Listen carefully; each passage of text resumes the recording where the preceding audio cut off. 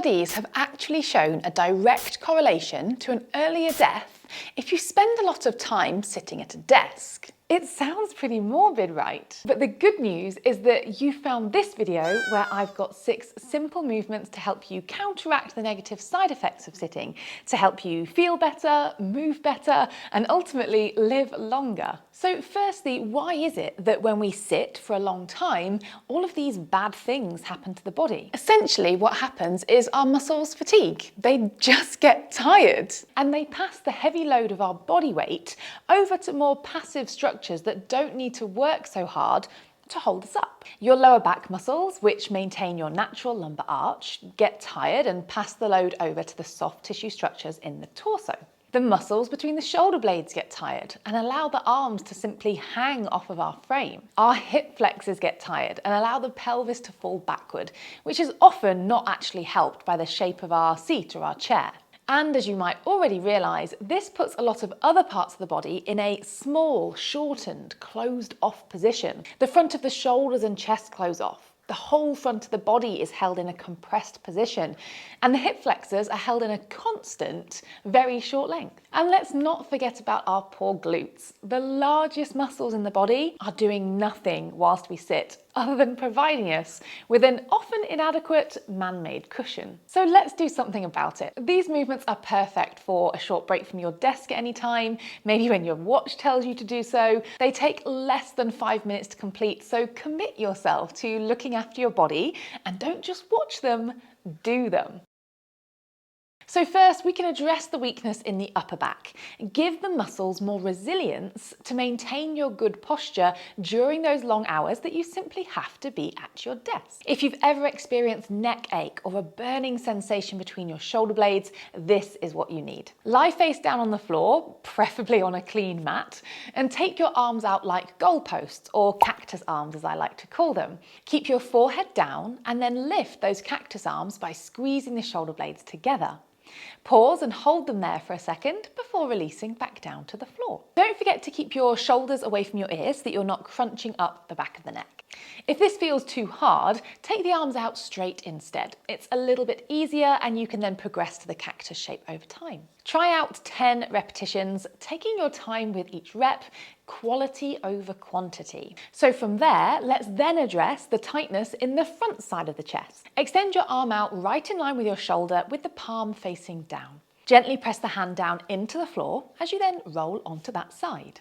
You might go a small way, you might go a bit further, or you might be sending your top leg off behind you. Everyone will be different. You just need to search out a stretch along the front of the chest and the shoulder. Pause and hold here, breathe smoothly and try to relax. Take about 30 seconds. These early death studies found that within an average 16-hour waking day, the average adult spends as much as 12 hours seated, which only seems to increase as we age. And considering that decreased hip function also is shown to directly affect life expectancy, these next 2 are worth sticking around for. No, they're not. So what's next? What else is aching after a day sat at your desk? Your lower back. Just as with the upper back, strength here in the lower back gives your muscles more endurance to sit tall over time, maintaining the natural curves of the spine. So you're going to stay on the floor for this one, but make a little pillow with your hands for your forehead to rest onto. Tuck your tailbone under and engage your bum muscles the whole time, and then lift the head and chest as well as the hand connected to the forehead. Keep your gaze down so the neck stays long. That means don't try to look forward. And I want you to visualize 2 ropes of muscles along the edges of your spine, squeezing and contracting to pull you up. This isn't about range of motion. You're not trying to rise as high as you possibly can. You're trying to engage those back muscles. Take that little pause at the top before releasing yourself back down. And if you want to be super fancy, maybe even add a lift of the opposite leg, keeping that tailbone tucked and the leg straight to help wake up those sleeping glutes. Then switch over the palms and remember to switch legs too, taking 5 repetitions on each side. Because your lower back spends a lot of time trying to maintain your posture or being held in a stretch when you slouch forwards, it's also crying out for a break. It wants a moment to just relax. So to give your lower back some relief, next, draw yourself into a cross-legged seat.